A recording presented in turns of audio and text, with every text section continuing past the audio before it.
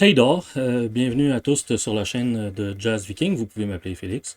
Désolé pour le délai, hein, j'ai eu des petits problèmes d'enregistrement, mais nous sommes de retour donc sur la chaîne de Jazz Viking. Ce soir, je vous propose un portrait dans ma série de ce que j'appelle l'abécédaire du Viking, et nous sommes à la lettre N, N comme Nordström. Nordström, c'est le saxophoniste suédois Bengt Nordström, que ses proches appelaient toujours de son surnom Frippe. C'est lui que nous venons de voir dans un extrait d'un concert au Moderna Museet, le musée d'art moderne à Stockholm, dans les années 70, donc 1973. Je vais vous avertir tout de suite, il va y avoir beaucoup de noms de personnes et de lieux en suédois ce soir. Je vais demander votre indulgence parce que malgré son pseudo, le Viking est loin d'être bilingue, français-suédois. Alors, ça se peut que je bute sur quelques noms à l'occasion. Bengt Nordström, donc, même pour les plus férus de free jazz, son nom reste encore aujourd'hui au mieux une note de bas de page. Plusieurs savent que c'est lui qui, en 1962, a enregistré le premier disque de Albert Ayler, alors installé en Europe. Puis il l'a publié sur son propre label, Bird Notes. Ceux-là peuvent en déduire qu'avec cette étiquette singulière, à la distribution habituellement largement confidentielle, Nordström aurait pu revendiquer un statut de précurseur du DIY, le Do It Yourself, si cher à ce mode de production, donc si cher au mouvement punk des années 70-80. En creusant un peu, certains auront aussi appris que ces nombreux solos de saxophone improvisés parus sur ce même label dès le milieu des années 60 précédaient d'au moins 5 ou 6 ans des propositions similaires de musiciens plus célébrés tels Anthony Braxton ou Steve Lacy. Quelques amateurs aux yeux perçants ont par ailleurs aperçu le nom de Nordström parmi les collaborateurs de Don Cherry dans ses premières années suédoises. Mais pendant longtemps, le chemin de Frippe fut avant tout solitaire.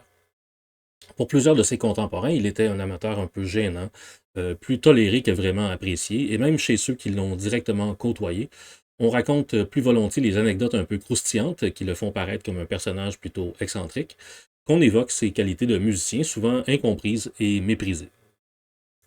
Qu'on le comprenne bien, Bengt Nordström était effectivement largement autodidacte. Son langage musical et sa technique instrumentale paraissent bruts, maladroits, naïfs. Mais si on ne peut aucunement le classer parmi les virtuoses du jazz, son jeu provoque chez l'auditeur attentif une drôle de fascination, je dirais, et on admirera son dévouement total à sa pratique musicale, le dévouement d'un passionné de jazz qui absorbait toute la musique qui passait à sa portée et qui en avait absolument besoin de s'exprimer. Parfois en s'immisçant dans des performances de groupes locaux, en jouant à partir du public même, parfois en tentant de s'imposer au cours de jam sessions dont les participants les moins ouverts à son style iconoclaste pouvaient aller jusqu'à l'expulser par la force.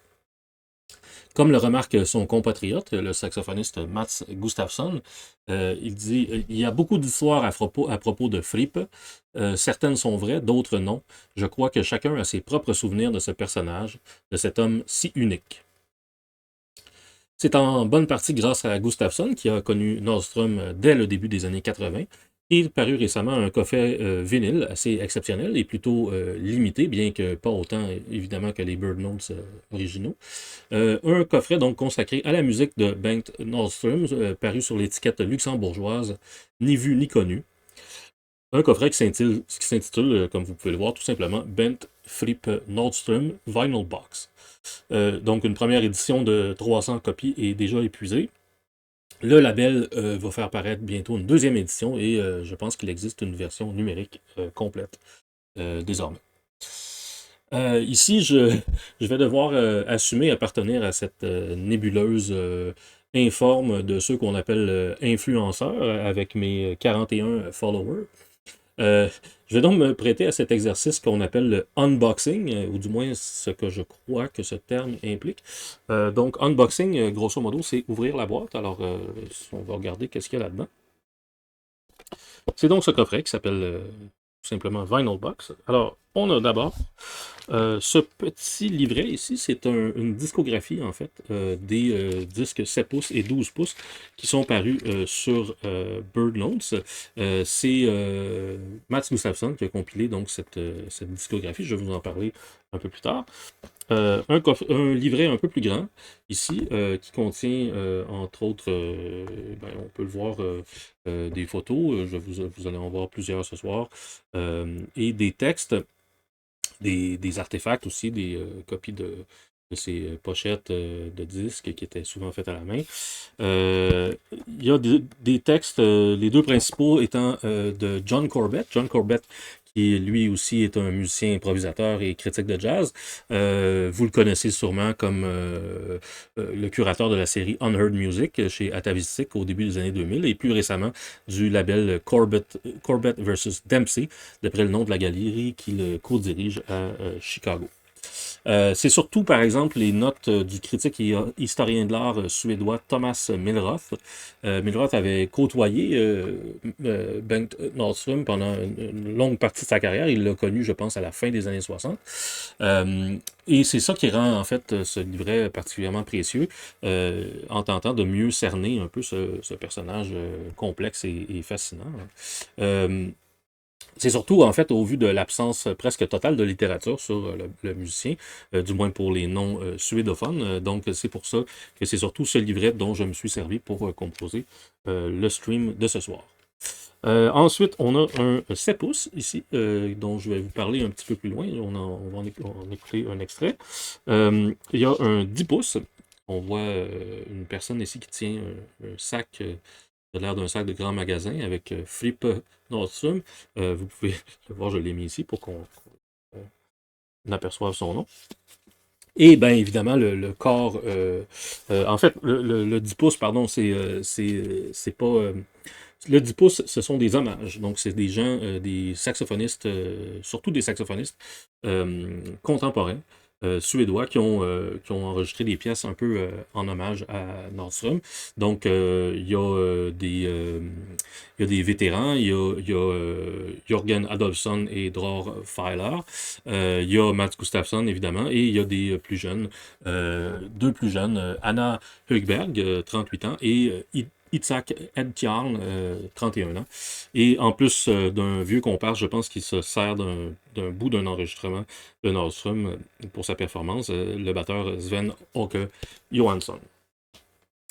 Puis, bon, ben c'est ça que j'allais dire, le corps du coffret, ce sont ces 4 disques, qui rééditent, en fait, qui sont une espèce d'anthologie des enregistrements que Frippe avait fait pour Bird Notes. Alors, il y a 4 albums. Il y en a un qui s'appelle Drastic Plastic. Il y a Reality. Il y a Natural Music, qui est celui-là, une réédition à l'identique d'un des disques qui était peut-être le plus emblématique du saxophoniste, paru originalement en 1968, et celui-ci qui s'appelle Norgonting. Donc, voilà, les trois anthologies et une réédition d'un album. Alors ça, c'est juste le petit genre de hobby qui va sur le côté. Et on a une petite carte postale ici avec des codes de téléchargement et un lien pour un extrait vidéo dont on a vu justement au début, au Modena Museet. Ouais. Alors, c'est ce qu'il y a dans cette boîte. Évidemment, ce coffret a vocation à devenir un peu un objet de collection, particulièrement le premier pressage, si on veut.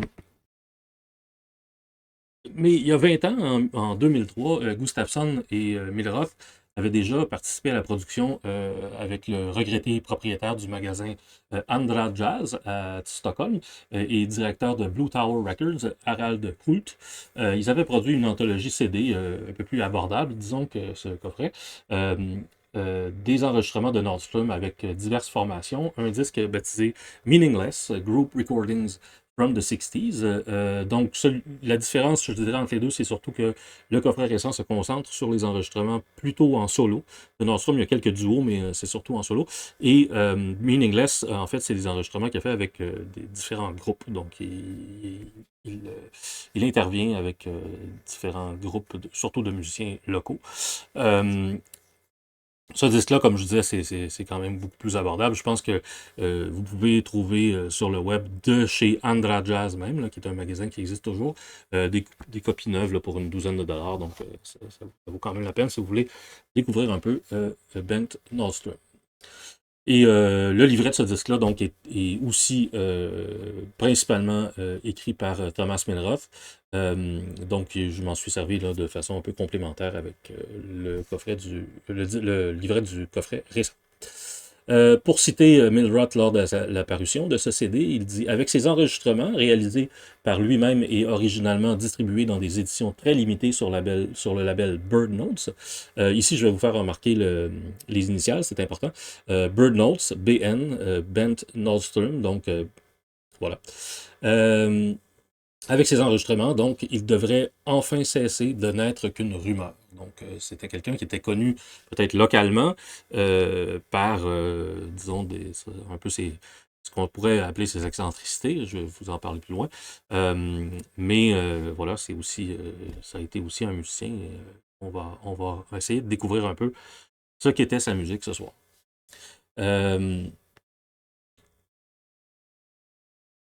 Oui, c'est ça. Donc, on va essayer de dissiper cette rumeur, de trouver derrière les maladresses, les outrances et les provocations, quelle musique l'habitait, en fait, Bengt Nordstrom. Ses origines, d'abord, le placent déjà à l'écart de la plupart de ses contemporains. Comme le rappelle John Corbett, dans le cas de Nordstrom, l'argent n'était pas un problème. Il était, selon l'expression consacrée, indépendant de fortune. Et ceci est un point de départ important puisque c'est ce qui le sépare de la majorité de ses pairs, les autres musiciens du milieu du jazz suédois qui dépendaient de leur art pour leur fournir un revenu régulier, pour faire vivre leur famille, mener un certain train de vie, nourrir une addiction, peu importe. Alors, dans un sens, il avait les moyens de se situer à part, à distance, de ne pas dépendre de la scène. Il pouvait se permettre certaines aliénations, voire le bannissement, et parfois il a en effet encouru ses risques. Thomas Milroth ajoute, pour Nordstrom, la musique n'était pas une job. Ici aussi, il se distingue de ses pairs qui menèrent un combat syndical embryonnaire pour de meilleures conditions de travail. C'est vrai que l'indépendance financière de Nordstrom, son indépendance financière lui venait évidemment d'une famille bourgeoise. Il est né en 1936. Il a grandi sur Torpaksvägen, dans la zone de Stockholm qu'on appelle Frescati, près de Brunnsviken. Brunnsviken, c'est un lac qui est situé nord de la ville, à la frontière avec la municipalité de Solna, qui est voisine. C'est une zone Frescati qui est occupée principalement par un vaste parc, par le musée d'histoire naturelle, le jardin botanique et par l'université de Stockholm. C'est là que le père de Nordstrom, Birger Nordstrom, ingénieur civil, avait acheté un immeuble après son mariage avec Ruth Hilda Margit Dominic, immeuble dans lequel il avait aménagé un vaste appartement pour y installer sa famille. Le grand-père Nordstrom, Johan Albert, avait été un architecte réputé au tournant du siècle, responsable du design des grands édifices à logement sur Strandvägen, à Stockholm, dans le quartier Beveringen. Sa maison, dans la riche banlieue de Djursholm, dans le quartier Breidablik, la villa Alfidan, d'un style entre néoclassicisme, romantisme et fonctionnalisme, témoignait du goût de la bourgeoisie éclairée. Aujourd'hui, on dirait peut-être la bourgeoisie libérale, dans un sens peut-être plus social et économique, quoique bon. Euh, Bourgeoisie, donc, qui avait fait de Yourself son sanctuaire de les dernières années du 19e siècle. C'est de cet environnement familial qu'est issu Bengt Nordström, qui va garder toute sa vie des traces de cette jeunesse privilégiée. Euh, il ne parlait pas du tout comme les musiciens de jazz avec lesquels j'échangeais habituellement, se souvient Thomas Milroth. Pas de slang, pas de jargon technique, presque pas d'expression américaine. C'était pareil lorsque plus tard j'allais au restaurant avec lui. Même dans les endroits bon marché, il portait une grande attention à bien se tenir à table, au service et à ce qu'il mangeait. Sa mise reste également marquée par ses origines bourgeoises. Milroth dit un blazer classique, qui avait toujours l'air d'être le même d'ailleurs. Des pantalons propres, une chemise et une cravate tricot, des souliers de Playboy en Suède. Il ressemblait à un collégien des années 50 issu d'un quartier riche. Un jazz cat qui aurait lu trop de mystiques radicaux et de philosophes. Quand il ne jouait pas, il dégageait un calme contradictoire, anachronique. Excentrique? Non. Pas du tout. Il ressemblait plutôt à un archiviste un peu original ou à un libraire d'occasion qu'à un musicien de jazz radical. Mais l'existence bourgeoise et tranquille du jeune Bengt Nordström sera marquée assez tôt par le drame. Alors qu'il n'a que 8 ans, en novembre 1944, sa mère contracte la polio et en meurt. À peine 3 ans plus tard, en janvier 1948, c'est au tour de son père de disparaître, emporté par une rupture d'anévrisme. Devenu orphelin, il est recueilli par ses tantes, deux vieilles filles qui avaient hérité de la villa du grand-père Nordström à Djursholm. C'est un jour de 1950, rentrant justement du Djursholms Gymnasium, son école secondaire, que l'adolescent plutôt taciturne qui est devenu le jeune Bengt est attiré par des sons qu'il entend jaillir d'une fenêtre ouverte. Ce sera son premier contact avec le jazz qui le fascine immédiatement et le début d'une passion pour les disques qui va l'habiter pendant une bonne partie de sa vie. Dans une entrevue de 1985 pour Orchester Journalen, menée par son ami musicien et artiste Karl Etzler, il devait se souvenir de ce premier contact. Il dit « Ces sons, totalement neufs pour moi. Lui, l'orphelin, il ajoute que le jazz a pris soin de moi comme rien ni personne ne l'avait fait jusqu'à ce moment. » Au début des années 50, comme dans de nombreux pays d'Europe, c'est surtout le jazz traditionnel qui est très populaire et Nordström commence à construire sa collection avec des disques de Louis Armstrong, Sidney Bechet et Jack Teagarden. De même, c'est au contact d'orchestres amateurs qu'il développe d'abord sa sensibilité musicale, orchestre pratiquant un style inspiré de la manière de King Oliver et Bunk Johnson, à l'instar des revivalistes des années 40 et 50, comme l'américain Lou Waters, le français Claude Luther ou l'anglais Ken Collier. En Suède, les représentants les plus en vue de cette tendance étaient le clarinettiste Bunta Horn et son Storyville Jazz Band, le cornettiste Grav Ole Grafström et son Storyville 4 et son Hot Five, ainsi que des ensembles baptisés Pygmy Jazz Band et Dallas Jazz Band, dans lesquels on retrouve dans leur jeunesse deux contemporains de Nordström qui deviendront plus tard des piliers de la scène du jazz suédois moderne, le tromboniste Eje Thelin et le trompettiste Lalle Svensson. C'est sur le tard que Bengt Nordström lui-même décide de se mettre véritablement à la musique. D'abord attiré par la caisse claire, c'est en 1955, qu'il a alors quand même déjà 19 ans, qu'il achète son premier instrument, une clarinette. Ses premières idoles sont Sidney Bechet, Barney Biggard et Pee Wee Russell. Il a très certainement hérité un peu de la manière excentrique de ce dernier. C'est peu après que Nordström assemble son propre groupe de jazz trad, leur premier engagement dans un club semi-privé sur Nybrogatan, dans le centre de Stockholm, leur sera payé par une boîte de chocolat à partager entre les musiciens. On pourrait penser que, comme Steve Lacy et Roswell Rudd avant lui, par exemple, ou encore à peu près à la même époque, des musiciens comme Michael Snow et Peter Brotman, on pourrait penser donc que Bengt Nordström est passé presque directement du jazz traditionnel à l'avant-garde. Si cette transition n'a par ailleurs rien de si surprenant quand on y pense bien, beaucoup de musiciens de free jazz cherchaient par exemple à retrouver des techniques instrumentales plus brutes, telles qu'utilisées par certains pionniers de la Nouvelle-Orléans. Il faut dire que Nordström a aussi été en contact assez tôt avec un jazz plus moderne. À l'hiver 1957-58, par exemple, il va entendre le clarinettiste Tony Scott au fameux club Nahlen. L'Américain fera forte impression sur le jeune clarinettiste, qui admire aussi parmi les modernistes, disons, d'autres praticiens de l'instrument, notamment Buddy DeFranco, et surtout un héros local, Putte Wickman, donc clarinettiste suédois très populaire dans les années 50 déjà. Il fait aussi la découverte de Charlie Parker, puis de Sonny Rollins, qui passe lui aussi à Nahlen en mars 1959, et de John Coltrane, qui va lui être au Concerthuset avec le quintet de Miles Davis, donc en mars 60. Bengt Nordström achète bientôt un saxophone alto et s'initie à l'instrument auprès de deux des plus illustres solistes locaux, Rolf Billberg et Rolf Blomqvist. Mais s'il apprécie l'énergie du jeu parkerien, donc celui de Charlie Parker, le style très virtuose des boppers convient moins bien au tempérament de Nordström. Milroth résume bien la relation complexe qu'entretenait le saxophoniste avec le jazz moderne. Il adorait le bebop, mais il ne recherchait pas l'art harmonique complexe du bebop dans son jeu. On peut entendre les contours d'une nouvelle musique qui prend racine dans les interstices du jeu des autres musiciens et de ce que lui-même recherchait.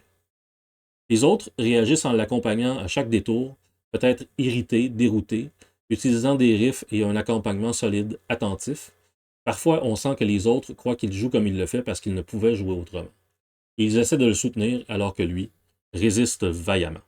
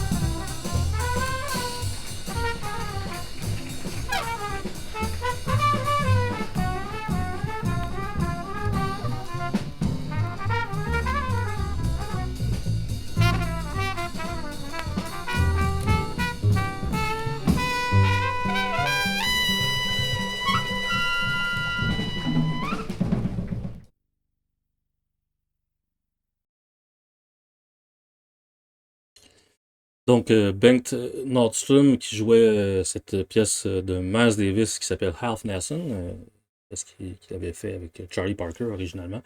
On est en 1962 au club Bobadilla à Stockholm. Le trompettiste qu'on entendait était Bertil Löfgren. C'est intéressant d'écouter ces solos. On voit qu'il suit grosso modo le, le- le- la vague de la mélodie, mais il fait des trucs, mais complètement. Enfin, c'est très intéressant de l'écouter jouer avec un groupe parce qu'il a l'air d'être complètement alien déjà. Puis 62, là, c'est pas grand-chose qui sonnait comme ça, en tout cas à cette époque-là, je pense. Euh, on a quand même bien pu l'entendre sur cette pièce. C'est évidemment la découverte de la musique de Ornette Coleman, hein, qui va entendre par hasard dans une fête de graduation à Djursholm. Il était dans des bons endroits quand même. Donc, c'est cette découverte-là qui va un peu lancer Bengt Nordström sur sa véritable voie. Il a affirmé, c'était le premier jazz vraiment nouveau depuis la mort de Parker. C'est des phrases novatrices et une impulsion nouvelle. Désormais moins contraint par l'atmosphère bourgeoise de Djursholm, dès 1957, il avait pris son indépendance de ses vieilles tantes et aménagé dans l'ancien appartement de ses parents, hein, sur Torpagsvägen. Il se procure un saxophone alto Grafton en plastique acrylique, comme celui de Coleman. Comme son blazer et sa calvitie naissante, l'instrument va vite rendre son propriétaire facilement reconnaissable. Par ailleurs, Thomas Milroth témoigne du sérieux de la démarche de Nordström, de l'importance que prend chez lui l'écoute de la musique. Il dit « Quiconque a rencontré Bengt Nordström sait à quel point l'écoute était centrale pour sa musique et sa position comme créateur.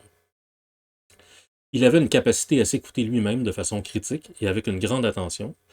Il se rappelait de chaque note et il avait la volonté d'en modifier la destination sans compromis. Dans sa musique, il a fait de l'écoute un acte conscient. L'importance de l'écoute passe pour lui par le disque autant que par la scène. Il est un client fidèle des disquaires de Stockholm, cherchant à entendre toutes les nouveautés du jazz créatif et achetant toujours 2 copies de chaque disque, éveillant sa curiosité. Sur le 45 tours qui vient avec le coffret Ni vu ni connu, on peut entendre le saxophoniste improviser avec un des premiers disques de Ornette Coleman sur plusieurs versions d'un passage de sa composition When Will the Blues Leave. John Corbett qualifie cet exercice de Music Plus One, un peu en opposition au fameux disque Music Minus One, utilisé par les musiciens depuis les années 50 pour pratiquer des pièces, accompagnées par exemple de sections rythmiques préenregistrées. Corbett remarque aussi ces faces extraordinaires peuvent être interprétées de différentes manières. Comme celle d'un musicien frustré rêvant d'un groupe à la hauteur, comme d'une version enregistrée de ses interruptions impromptues lors de concerts d'autres groupes, comme d'une expérience maison, genre de prototype jazz dub, comme d'un geste artistique radical, quelque chose comme Robert Rauschenberg qui effacerait un dessin de Willem de Kooning, dans lequel Frippe augmente ou défigure une musique qui avait un sens profond pour lui. Peu importe laquelle de ces interprétations vous semble la plus juste, le fait est qu'il n'y a essentiellement rien de comparable à ces enregistrements.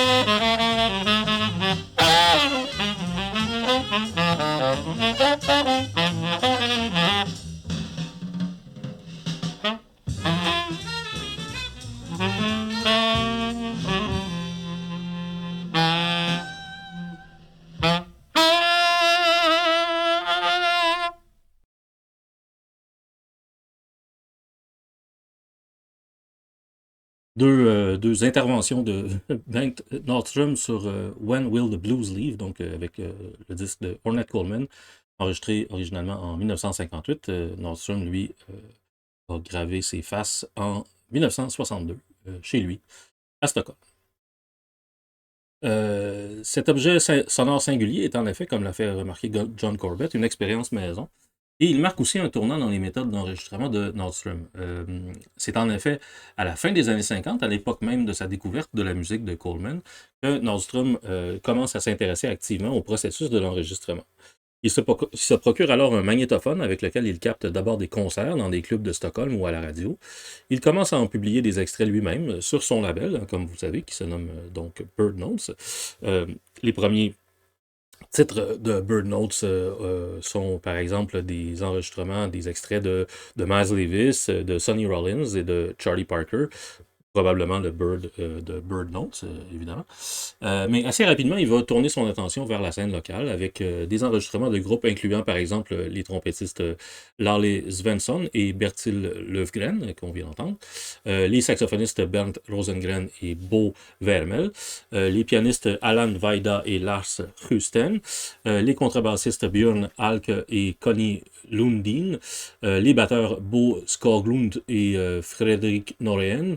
Il est lui-même souvent le soliste principal de ses disques, mais pas forcément.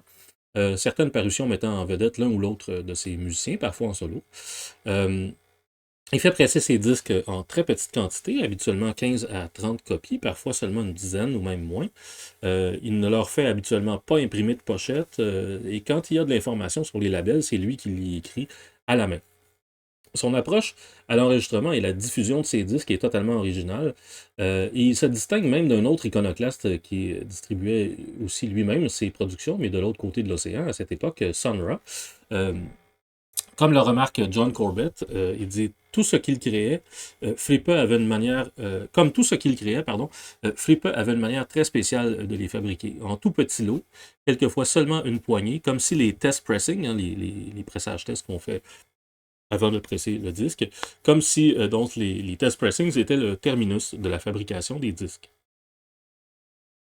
Des LP avec des pochettes identiques et sans aucun crédit, c'était une véritable indépendance, au-delà du DIY. Un désintérêt total de l'industrie du jazz, aucune considération pour les chiffres de vente ou la distribution, aucun cartel, rien de délibérément indie. Les disques comme objet demeurent comme des offrandes véritables au seul futur. Évidemment, l'extrême rareté de ces disques rend difficile un catalogage définitif. C'est sûr que le collectionneur assez systématique, qui est Mats Gustafsson, a quand même réussi à établir pour la première fois une discographie dont certaines des datations me semblent peut-être un peu floues encore, mais c'est quand même plutôt crédible dans l'ensemble et ça va sûrement devenir dans le futur un précieux outil pour les chercheurs. Toute la production de Bengt Nordström pour son étiquette Bird Notes tient entre 1962 et 1969. Et de solo, une trentaine de faces sont des solos du saxophoniste. Le solo va en effet devenir sa méthode d'expression de prédilection pour plusieurs raisons. D'abord, malgré quelques alliés au sein de la communauté, il devenait de plus en plus difficile à Nordström de faire accepter son style non conformiste par les jazzmen locaux, comme le rappelle Thomas Milroth. Il dit Frippe était généralement toléré, mais après quelques années, les antagonismes musicaux étaient devenus si forts qu'il finit par ne plus être accepté. Les relations entre lui et les musiciens bebop étaient assez fluctuantes. Mais la plupart des musiciens bebop étaient concentrés sur leur propre musique et ils étaient dans une période très créative. Pour eux, c'était assez. Ils n'étaient pas préparés à jouer de façon spontanée comme Frippe le faisait. Autrement dit, les boppers stockholmois de 1962 n'étaient pas vraiment en phase avec son attitude presque naïve, ses constructions de phrases asymétriques ou sa relation assez particulière à l'espace. Autant de caractéristiques qui semblaient aux antipodes de la virtuosité un peu détachée affichée par les jazzmen modernes à l'époque, à l'imitation des modèles américains. Sa façon d'être même, ses incertitudes, son sérieux, contrastent plutôt avec la manière cool qui domine alors la sous-culture du jazz. La rencontre de Bengt Nordström avec Albert Ayler au début de 1962 est peut-être une autre source d'inspiration pour sa pratique en solo. En effet, c'est lors d'un concert solo du saxophoniste américain dans un club appelé Storken, un club qui était installé sur une péniche amarrée près de Canon Badet sur le lac Mälaren, que Nordström l'entend pour la première fois. Mais il n'interrompt pas le concert avec son propre saxophone, ce coup-ci, et si une amitié se développe entre ces deux iconoclastes, il semble qu'ils n'aient jamais joué ensemble. Par contre, Nordström reconnaît immédiatement en Ayler un compagnon de route, une sorte de frère spirituel, et certainement un musicien qui va dans le même sens que lui. Certains pourraient dire que leur rencontre était prédestinée. L'orphelin stockholmois d'extraction bourgeoise et le fils d'une famille très modeste mais très croyante de Cleveland, séparés par un océan, étaient tous deux nés le même jour, le 13 juillet 1936. À l'automne 1962, Albert Ayler se produit dans un club affilié à l'Académie royale des beaux-arts, ou le Kungliga Konsthögskolan de Stockholm, sur l'île de Repsolmen, en trio avec deux musiciens locaux, le contrebassiste Torbjörn Hultkrantz et le batteur Sune Sponberg, deux collaborateurs fréquents à cette époque du saxophoniste Bernd Rosengren. C'est ce concert que Nordstrom enregistre et il fait presser à 200 copies, nombre faramineux pour lui, sur Bird Notes, donc l'année suivante, sous un titre qui résume bien les préoccupations que partageaient les deux saxophonistes, Something Different. Euh, D'autres extraits du même concert, d'ailleurs, vont paraître également sur Bird Notes un peu plus tard. Aujourd'hui, on retrouve habituellement ces enregistrements divisés en deux volumes, souvent appelés juste Albert Ayler First Recordings, volume 1 et 2. On peut les voir ici. Donc, évidemment, ce ne sont pas des Bird Notes, je n'ai pas les moyens.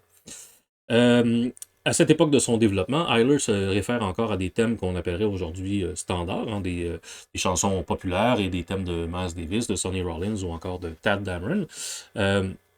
Mais son jeu fait déjà montre d'un radicalisme qui a certainement trouvé une grande résonance chez son collègue suédois, particulièrement sur une pièce de Cecil Taylor baptisée simplement Free.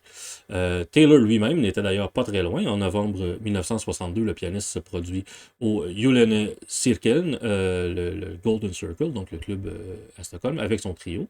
Quelques jours plus tôt, Ayler avait joué avec eux au Café Montmartre à Copenhague. Nordstrom est un observateur attentif de ses premiers contacts du free jazz américain avec le vieux continent, mais il cherche aussi sa propre voie, comme d'autres de ses contemporains en Europe à cette époque. On pense par exemple au saxophoniste jamaïco-britannique Joe Harriott, au saxophoniste et artiste visuel allemand Peter Brosman, ou encore à deux pianistes dont j'ai déjà parlé ici, hein, le français François Tusk et le danois Tom Pren. Comme le rappelle Milroth, il dit « Si nous considérons Bengt Nordstrom d'un point de vue européen, il est un des pionniers.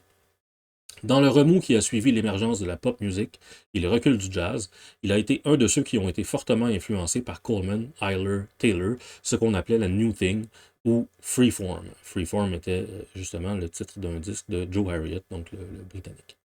On a vu apparaître quelques foyers, même s'il y avait peu de disciples directs.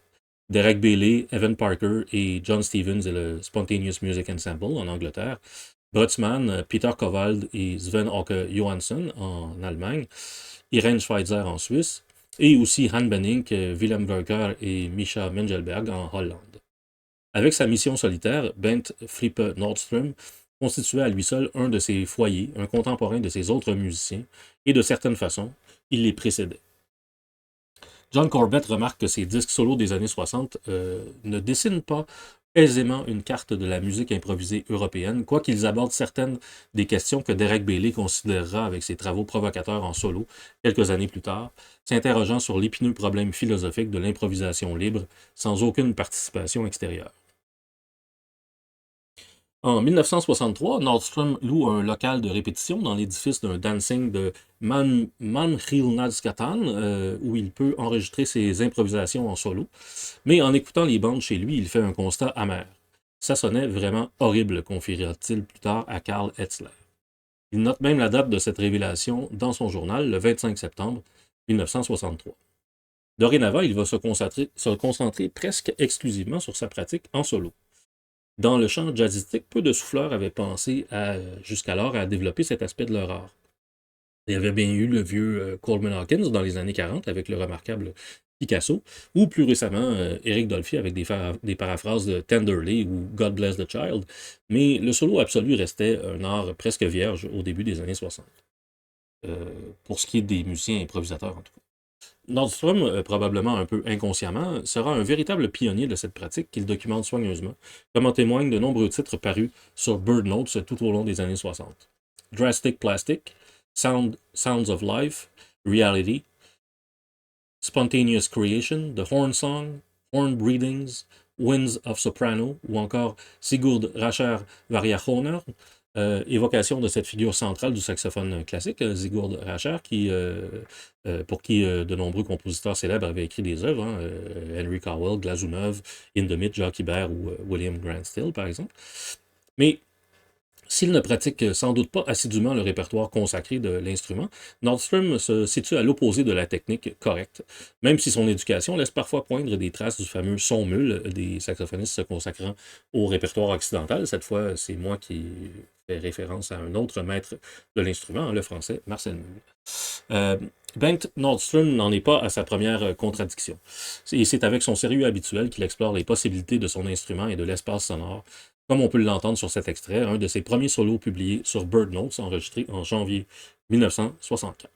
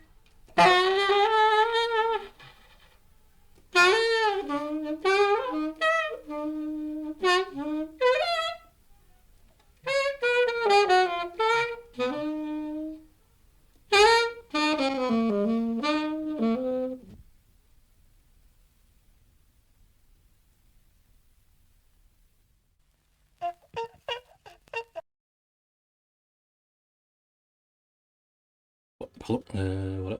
Donc, c'était un solo de Bengt Nordström qui date de 1964. Je rappelle là, que les premiers disques de saxophone solo, par exemple, Four Alto de Anthony Braxton, c'est enregistré fin 68 ou début 69, puis ça sort seulement en 71. Donc, on est vraiment plusieurs années avant ces disques-là qui sont connus, disons. Donc, Corsica, une des trois improvisations qui se retrouvent sous ce titre Bengt Nordström sur Bird Notes. Son jeu n'est pas facile à situer, même au sein des différents courants traversant ce qu'on a appelé free jazz.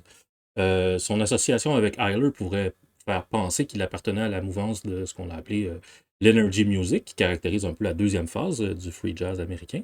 Il a certainement des accents hélériens dans son jeu de ténor, par exemple, mais nous avons déjà vu qu'il s'éloignait consciemment des modèles d'outre-Atlantique.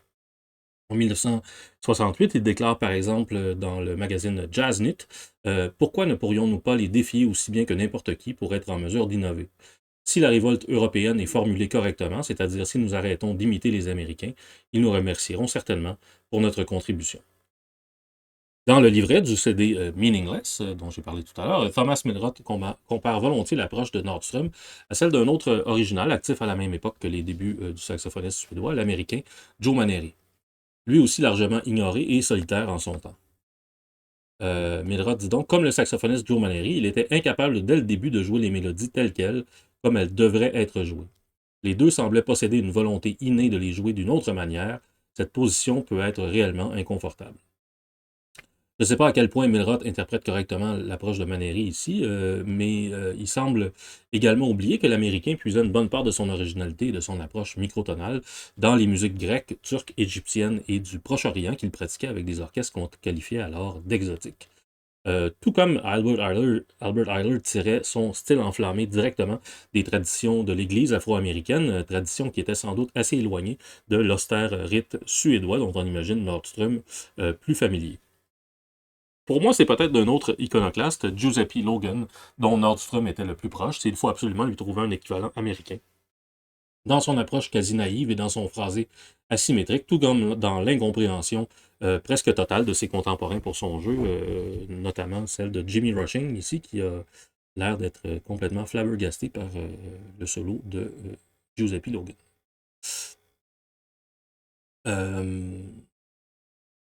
Par exemple, devant un public se montrant impatient face à ses hésitations lors d'un de ses concerts solo, Nordstrom se serait exclamé en se retournant « C'est pas si facile que ça, vous savez ».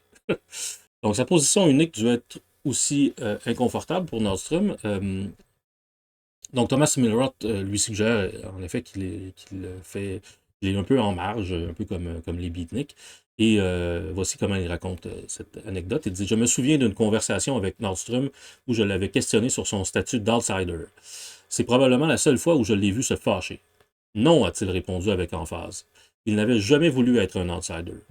Il avait des idées bien précises, bien enracinées. Sa mémoire était aussi vive que son besoin d'expression. Chacun de ses solos, chaque pièce entendue, chaque musicien, tout était stocké dans sa mémoire. C'était une source sans fond pour de nouvelles constructions. Son art n'était pas celui de quelqu'un qui laisse sa place ou qui cède à la facilité. C'était quelque chose de totalement différent de cette espèce de romantisme beatnik. Il n'avait pas la moindre relation avec ce cercle culturel. La position et le tempérament de Nordstrom le distinguent aussi de ce que son ami Albert Ayler avait identifié indirectement comme la sainte trinité de la New Thing. On se souvient de la célèbre phrase de Ayler, Coltrane était le père, Farwell Sanders était le fils et moi j'étais le Saint-Esprit. Si on veut continuer le parallèle spirituel, si ces trois-là étaient en quelque sorte les prophètes du free jazz, Ben Nordstrom, lui, faisait plutôt figure de pèlerin ou d'ermite, si on veut. À ce propos, on citera de nouveau Thomas Milroth. C'était un pouvoir spirituel, presque une prière et une extase. C'était une étincelle intérieure que Nordstrom ressentait de manière tellement physique avec sa musique. Et pour faire référence à un de ses pénates, Maître Eckhart, c'était à propos de ce qui est complètement différent, ce qu'il est impossible de saisir conceptuellement. Complètement différent, donc, comme le disque de Ayler, Something Different, aussi. On fait des liens, on fait des liens. Malgré cette approche presque mystique à la performance, le saxophoniste paraît généralement plus hermétique que charismatique. Et s'il préparait habituellement assez soigneusement ses concerts solo, son jeu semble toujours suivre le fil de sa pensée du moment, dans un fragile équilibre entre le monde physique et la sphère de l'esprit. Plus neutre et plus matérialiste que Milroth, peut-être, John Corbett saisit assez bien l'essence du jeu du saxophoniste lorsqu'il s'adonne à l'exercice difficile de l'improvisation en solitaire. Il dit « L'architecture de ces enregistrements solos inclut des silences hésitants et essentiellement aucune construction cumulative ou développement thématique, à part le mouvement qui fait passer d'une phrase ou d'un groupe de phrases à un autre. Un flux de conscience, c'est ce qui décrit le mieux de son approche à la forme. Le jeu de Frippe est d'une beauté crue, et il doit sans cesse composer avec toutes les embûches inhérentes au contrôle des moyens de production du son. Le mécanisme de l'instrument et la mollesse des parties du corps qui l'activent. Les doigts et les lèvres et les dents et la langue. Il ose être brutal, ou acide, sentimental, enfantin, pathétique. Il ose sonner comme un humain. Peut-être que c'était là la grande leçon glanée lors de sessions privées avec Don Cherry. Nordstrom a ajouté ses propres découvertes à la recherche pour une musique organique. On sait que Don Cherry, à partir de la fin des années 60, particulièrement dans ses années en Suède, donne souvent à ses performances le nom de Organic Music Society.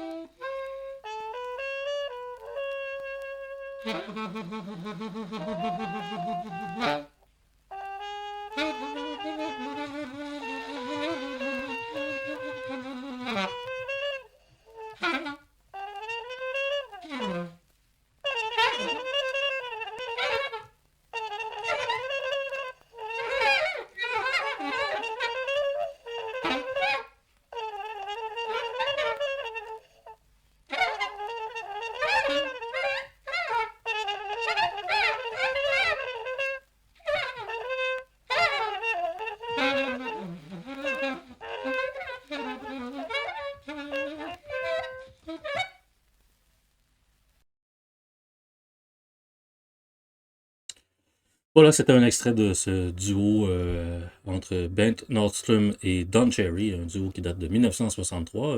Comme je disais tout à l'heure, c'est un de ces disques Bird Notes qui a été pressé apparemment moins de 10 copies. Donc, ce disque s'appelle Psychology. Et on a reconnu. Mats Gustafsson appelle cette pièce dans sa discographie, appelle cette pièce Call the Doctor. Je ne sais pas d'où il a tiré ça. Mais on a reconnu, par exemple, Don Cherry utilisait un bout du thème de cette chanson populaire des années 40 qui s'appelait The Gypsy, qui avait été reprise par Charlie Parker, entre autres. Même à l'extérieur de la sphère jazzistique, il n'est pas plus simple de rattacher la démarche de Nordstrom à un courant artistique. Même si ses célèbres interventions pouvaient se rapprocher de procédés qu'on retrouvait peut-être dans les happenings, hein, alors si fréquents dans le milieu. Pour John Corbett, ces interjections indésirables lors de concerts étaient de leur époque, peut-être en conjonction avec les happenings et les actions de la tradition des expanded arts des années 60. Mais ce n'est pas comme s'il y avait de nombreux musiciens qui jouaient du saxophone à partir du public lors de performances de leur père. Mais rapprocher ces légendaires interruptions de l'art de la performance et de l'art-action, tels que pratiqués par des mouvements contemporains comme le pop art, le mouvement Panic ou encore Fluxus, hein, auquel appartenaient par exemple Peter Brosman et Yoko Ono, peut-être un peu hasardeux. Et Nordstrom semble se positionner encore une fois à l'écart des mouvements artistiques contemporains, comme le fait remarquer Thomas Milroth. Même si sa musique a toujours été située aux confins de l'expression contemporaine, de manière fondamentale, il n'était pas consciemment d'avant-garde. J'interprète la provocation à laquelle il exposait le public et ses confrères musiciens comme une manière de choquer, chercher une ouverture, une manière de convaincre à travers une totale honnêteté artistique. Il ne recherchait pas les extrêmes comme une manière de poser ou de se pavaner, ni pour consciemment faire peur aux bourgeois. Invité en 2013 par le magazine en ligne The Quietus à identifier et commenter ses albums favoris, Mats Gustafsson souligne l'originalité de l'approche de Nordstrom à son époque. La plupart des enregistrements qu'il faisait avec son magnétophone étaient de la musique solo. Ce qu'il avait fait en 62-63 au solo saxophone était complètement unique, comme personne sur la planète. C'était 7-8 ans avant Braxton, vous savez, de la musique improvisée au début des années 60, et la musique est absolument incroyable, fantastique. Gustafsson anticipe peut-être d'un an ou deux, mais effectivement, ça précède, comme je le disais tout à l'heure, vraiment cette espèce de mouvement qu'il y a là, surtout à partir des années 70, où les musiciens vont commencer à plus travailler des aspects de pratiquer leur instrument de façon dans un contexte solo. Mais Nordstrom a été vraiment un des premiers à faire ça de façon soutenue. Donc, comme je disais, l'appréciation de Gustafsson est assez juste. Il n'y avait pas grand-chose comme l'indice de Nordstrom à cette époque-là. L'album choisi par le baryton, Gustafsson, donc pour illustrer la musique de son mentor, est celui qui a sans doute le plus marqué ceux qui l'ont connu, Natural Music, qui est le plus proche d'un album officiel jamais publié sur Bird Notes, que Nordstrom avait fait presser, comme les disques de Hyler, à 200 copies. Il existe bien sûr plusieurs variations de Natural Music. Des fois, il faisait presser des disques avec un côté de disque, enfin, c'est un peu comme Sonra. Des fois, on trouve des copies mixtes, hybrides, comme on dit, avec la musique d'un disque de l'autre côté. Puis, donc, il existe plusieurs variations de Natural Music. La plupart des versions contiennent deux pièces. Un duo de 1967 avec le contrebassiste Sven Hessle sur la face A, Bird Notes and Folk Tunes, et un solo d'alto de 1968 sur la face B qui prend le titre de Spontaneous Creation. Et on voit ici donc un peu les slogans de Nordstrom, hein. Total Improvisation, Creative Spirit, Spontaneous Composing. Nordstrom va faire du disque une véritable carte de visite et Natural Music devient rapidement une espèce de classique underground, indissociable du personnage de Nordstrom, comme en témoigne Thomas Milroth. Il dit « Je me souviens de lui comme d'un acteur de la jazz life à Stockholm, toujours avec une pile de copies de Natural Music dans son sac. Il surgissait un peu partout à l'improviste avec son sax. Beaucoup le trouvaient provocateur, insistant, voire lourd, plus souvent qu'autrement. Peu importe. Il débordait de musique, la musique qui avait été et celle qui devait arriver. Entendre Fripp à la fin des années 60, c'était comme entrer dans un nouveau monde sonore.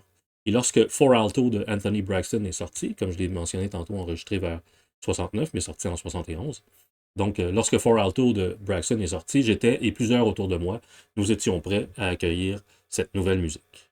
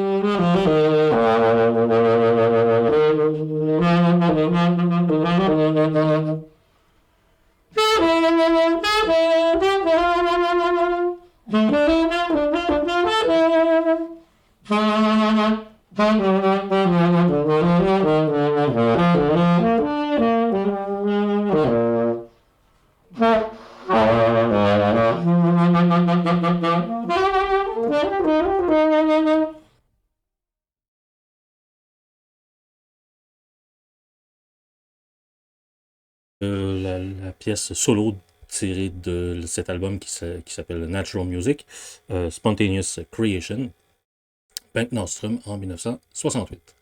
C'est une pièce assez représentative, je dirais, de sa façon de faire en solo. On voit, il prend des espèces de chemins comme ça, il utilise les silences un peu bizarres. C'est particulièrement, je dirais, typique de Nordström. Milroth évoque Anthony Braxton quand il parle évidemment des albums saxophone solo, et à sa manière anti-virtuose, Bengt Nordström préfigure bien les déconstructions, les explorations des possibilités extra-jazzistiques de son instrument.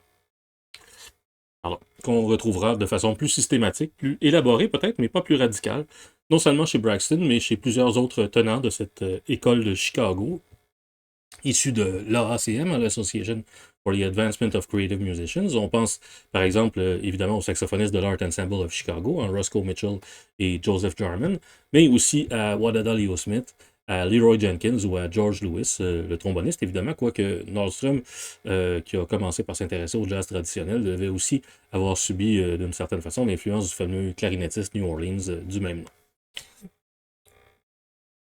On insiste bien sûr beaucoup sur la position unique et plutôt solitaire de Nordström. Pourtant, il est loin d'être le seul en Suède à entendre l'appel du free jazz.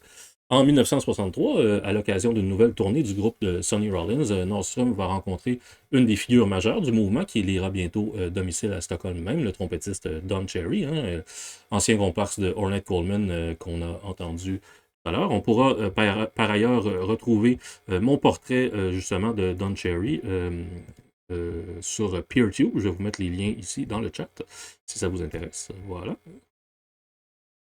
En deux parties, donc, les 100 visages de Don Cherry. Nordström donc a enregistré un duo avec Cherry à l'époque de cette tournée avec Rollins. On en a entendu un extrait tout à l'heure sur Psychology. C'est à l'hiver 64-65 ensuite que le trompettiste revient se fixer en Suède pour y vivre avec sa compagne Moki. Sa présence permet l'éclosion d'une petite scène créative dont Nordström sera naturellement un des acteurs, avec quelques autres, comme le trompettiste Bengt Ernrid, les contrebassistes Justa Velivora et Sven Hessle, qui paraissent sur Natural Music et qui, à l'instar de Nordström, publie lui-même son album Grekisk Rhapsody en 1968. Aussi le batteur Ivan Oscarsson, le pianiste Jan Wahlgren et évidemment quelques collaborateurs assez proches de Don Cherry comme les saxophonistes Bernd Rosengren, Tommy Coverhult et Christer Bostedt, le contrebassiste Torbjörn Hultkrantz, le batteur Ley Wennerström et deux expatriés turcs, le trompettiste Mafi Faley et le batteur et percussionniste Okay Temiz. Selon la discographie assemblée par Mats Gustafsson, c'est vers 1969 que semble se terminer l'aventure Bird Notes. C'est Bernd Rosengren qu'on voit ici. Bernd Rosengren qui est d'ailleurs décédé il y a quelques semaines. Donc, c'est vers 1969 que semble se terminer l'aventure Bird Notes. Nordstrom se produit encore en solo à l'occasion, mais entre cette date et 1973 environ, c'est surtout au sein d'un collectif d'abord assemblé par le multi-instrumentiste et producteur Gunnar Lindqvist, le GL Unit, qu'on va retrouver le saxophoniste. Dans la mouvance des grands orchestres créatifs issus du free jazz, on pense par exemple au Jazz Composers Orchestra de Michael Mantler ou encore au Globe Unity Orchestra de Alexander von Schliepenbach dans ces années-là, les années 60-70. Le GL Unit se voulait une formation cherchant à allier la spontanéité propre aux performances de petits groupes de free jazz à des structures ouvertes, faisant appel aux possibilités d'un grand ensemble réunissant jusqu'à 25 musiciens dans le cas du GL Unit. Le quartier général de cet orchestre semble avoir été un lieu emblématique de l'époque, baptisé Stockholms Terrassen, à Sergelstorg, à Stockholm, la place Seriel. C'était alors une grande place en pleine construction, à quelques pas de la Kulturhuset, la maison de la culture. Le lieu est une sorte de petit centre culturel. On y trouve un café, des livres, des jeux d'échecs et apparemment, à l'occasion, du free jazz. Parmi les participants au unit de Gunnar Lindqvist, qui joue des flûtes, clarinettes, saxophones et piano, on retrouve plusieurs des musiciens créatifs que Nordstrom avait déjà côtoyés tout au long des années 60, notamment Lalle Svensson, Bernd Rosengren, Allen Weida, Björn Halke, Bo Skoglund, Sune Spanberg, mais aussi quelques nouvelles figures comme les batteurs Bent Berger et Sven-Åke Johansson. Johansson n'est pas une nouvelle figure, mais c'est un pionnier du free jazz qui avait jusqu'alors été surtout actif en Allemagne, même bien qu'il ait été suédois. On sait qu'il a été dans un des premiers trios de Peter Brosman, hein, des disques vers 1967-68. En 1970, le GL Unit publie sur le label Odeon un album baptisé Orang Outang, véritable manifeste du free jazz suédois. On y entend Nordstrom en solo, notamment sur la deuxième phase du disque, une variation libre sur le thème de la Marseillaise, baptisée Freedom, Equality, Brotherhood. On salue les camarades français qui, en ce moment, sont engagés dans la lutte, comme toujours. Une pièce de Johansson enregistrée lors de la même session et dont Nordstrom est également le soliste principal, Rotationer für Stor Orchester, paraît en 2015, en fait, sur un album triple baptisé Stockholm Connection. Je vous propose d'écouter un extrait de cette pièce de Nordstrom avec cet orchestre, donc, qui est grosso modo le GL Unit, mais dirigé cette fois par Sven-Åke Johansson.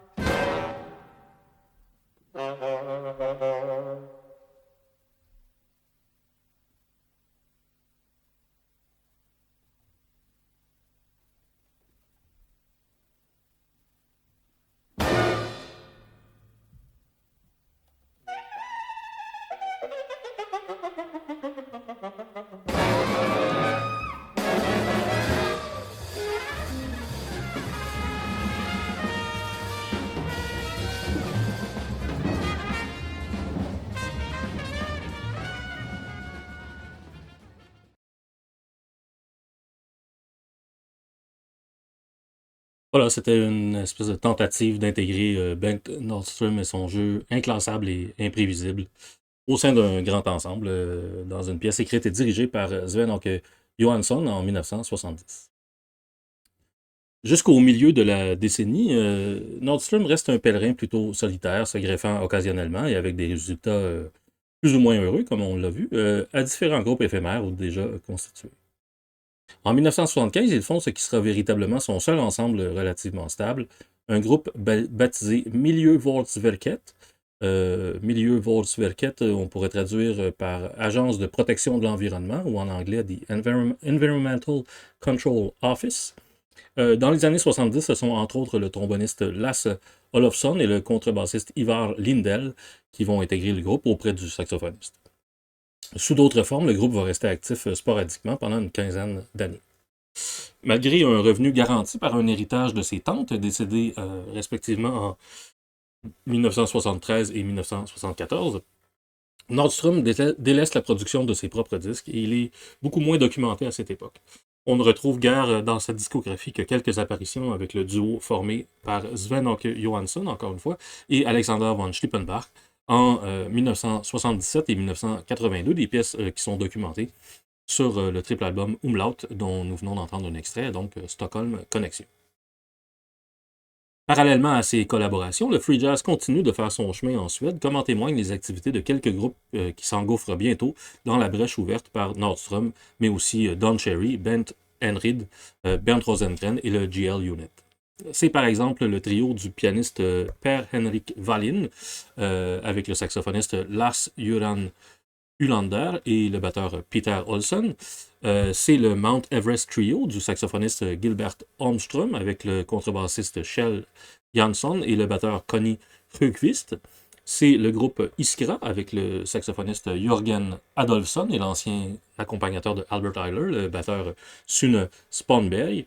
Et c'est enfin Locomotive Concrète du saxophoniste multi-instrumentiste et activiste pacifiste Dror Feiler. Dror Feiler était israélien, c'était un refusnik en 1973, donc un soldat qui avait fait défection de l'armée israélienne contre les exactions de l'État contre les Palestiniens en Cisjordanie et dans la bande de Gaza. On pourra noter aussi que Feiler, donc, qui était saxophoniste de Locomotive Concrète, et Jörgen Adolfsson, qui a débuté avec Iskra, les deux ont donc contribué à l'hommage qui est sur le 10 pouces qui est dans le coffret. Les deux ont fait des pièces solo en hommage à Nordstrom. L'ouverture du club Fasching à Stockholm en 1977, qui est toujours aujourd'hui un des hauts lieux du jazz de cette ville, a aussi permis à de nombreux groupes, dont celui de Nordstrom, de bénéficier d'une sorte de base d'opération. Citons encore Thomas Milroth.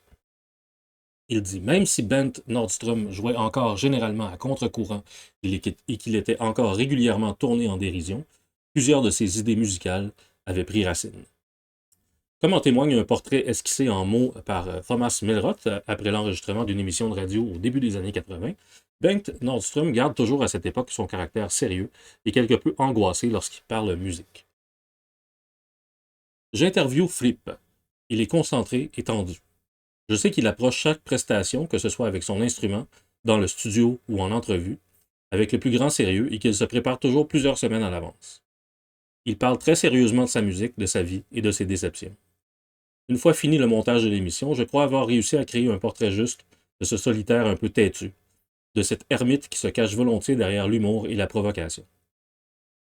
Le magnétophone a bien su capter les moments où les mots et surtout la musique ont rejoint sa vision et sa souffrance. Et je crois avoir rendu en son l'image de cet homme qui souhaite faire jaillir la musique dans le grand subconscient collectif décrit par Carl Gustav Jung. C'est un romantique chez qui se mélange humanité et talent, et il doit souvent le payer cher. Alors que nous sortons du studio, il me parle des mystiques, Maître Eckhart et Jacob Böhm. Il me dit croire que ces deux philosophes sont les premiers véritables exemples d'Homo sapiens. On sait que une des significations de l'expression Homo sapiens peut se traduire par homme sage. Donc, ces deux philosophes, la concentration intense de nos sessions en studio ne s'estompe pas. Notre conversation alterne entre euphorie et affectation. Mais le sérieux de Nordstrom, son intégrité, ne rendent pas sa musique plus accessible au grand nombre. Et sa relative isolation semble incompréhensible à celui qui s'est investi si longtemps dans une démarche qu'il voulait la plus honnête possible. Milroth ajoute « Je me souviens que quand j'ai montré ces lignes à Fripp, il n'a pas aimé que je le qualifie de solitaire, de reclus. Je suis convaincu qu'après toutes ces années à jouer intensément, Bengt Nordstrom restait plutôt surpris de l'indifférence affichée par ses contemporains vis-à-vis de sa musique. Pour lui, c'était simple, une musique naturelle et élémentaire, nourrie par l'acceptation et la recherche plutôt que la distance. Pour lui, ça semblait évident. Si le public n'est toujours pas au rendez-vous, une jeune génération de musiciens improvisateurs va entrer en contact avec la musique de Nordstrom. C'est le cas, par exemple, du jeune Mats Gustafsson lui-même, qui, vers 1983, à l'âge de 19 ans seulement, débarque dans la capitale depuis sa province de Laponie et découvre le pionnier qui joue encore devant de modestes audiences. Nordstrom deviendra vite le mentor du jeune baryton. Gustafsson raconte « Nous avons joué ensemble pas mal, parlé beaucoup et c'était tout un personnage. Comme moi, je ne trouvais personne avec qui jouer à cette époque, lui n'avait pas non plus trouvé personne pour jouer avec lui dans les années 60. » Mais dans les années 80, Bengt Nordstrom a au moins un groupe stable pour l'entourer. Au sein de la nouvelle mouture de Milieu Volksverket, il est rejoint par le violoniste Lars Svantesson, le contrebassiste Björn Alke, qu'on a déjà croisé ce soir, et le batteur Peter Uskula. Peter Uskula, qu'on connaît peut-être surtout pour sa collaboration plus tard avec Peter Brötzmann à partir de la fin des années 90. En 1985, le quartet fait paraître sur l'étiquette Dragon un album baptisé Now's the Fripp Time. Si le saxophoniste y renoue d'une certaine façon avec sa phase bebop des années 50 en reprenant le Now's the Time de Charlie Parker et en scattant sur Oh Bop O'Reilly, dont le titre évoque un peu Slim Gaillard, sa musique reste généralement encore trop excentrique pour la mouvance plus conservatrice du jazz qui s'installe dans les années 80. On remarque qu'il joue sur ce disque de la clarinette contrebasse qu'il ajoute à son arsenal. Si j'ai déjà mentionné ses débuts à la clarinette et au sax alto, on doit noter qu'il s'est produit aussi au soprano, au ténor et au baryton, donc un multi-instrumentiste quand même. Nordstrom poursuit vaillamment son chemin créatif et Milieu Volksverket est assez actif dans la deuxième moitié de la décennie, comme en témoignent des bandes de la période 1986-88, parues dans les années 2000 sous une autre étiquette suédoise dont le nom semblait prédestiné à publier la musique de Bengt Nordstrom, Eiler Records. C'est d'abord The Environmental Control Office, paru en 2003, puis deux sorties exclusivement numériques en 2008, donc Creative Edition et Fripp's Protocol, le dernier en trio avec Alke et Uskula.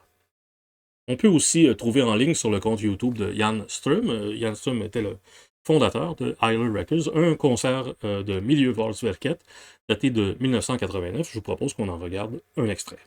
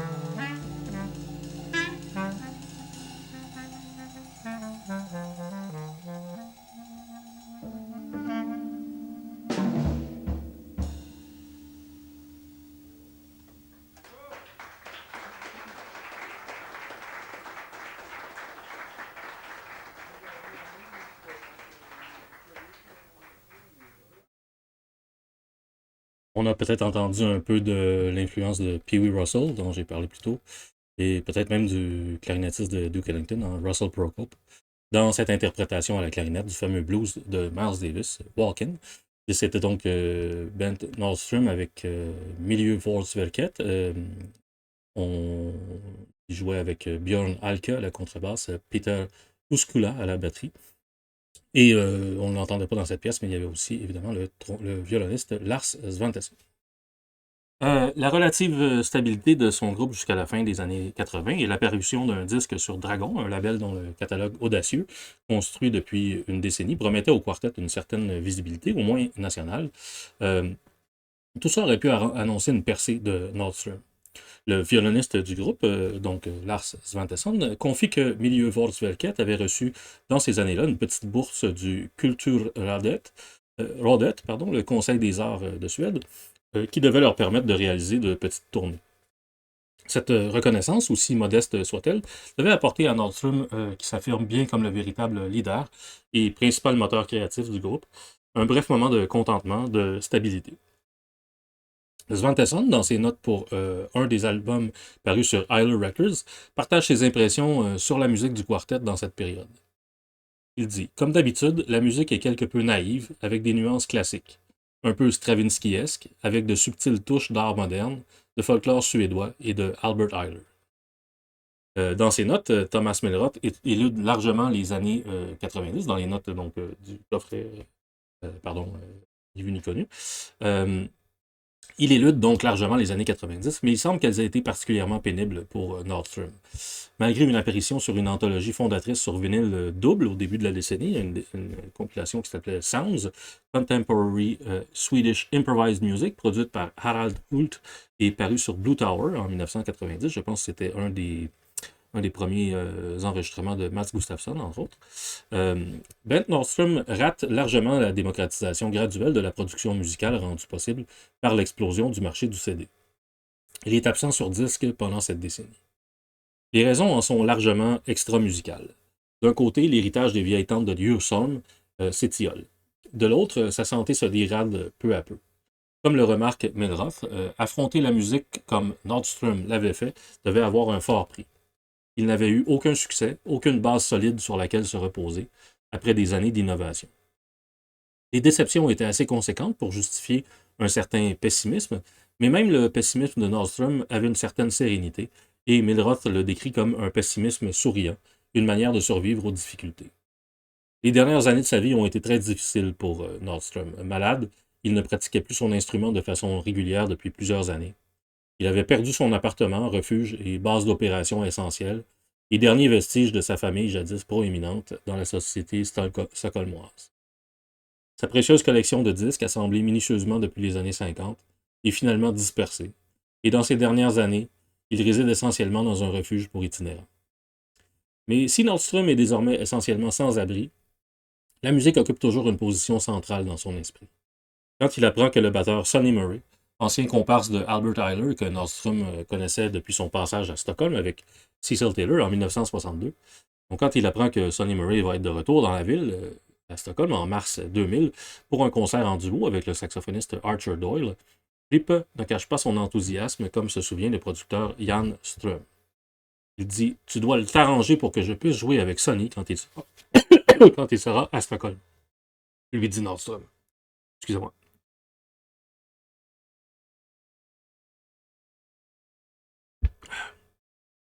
Le batteur Sune Spanberg, vieux compagnon des années 60, raconte cette rencontre tardive. Voici le portrait qu'il fait un peu de Nordstrom. Il dit: mon pote Frippe portait toujours une chemise, une cravate et un veston. Il achetait toujours 2 copies de chaque disque pendant les années où il pouvait se le permettre. Il faisait bien attention à ne pas marcher sur les lignes du trottoir.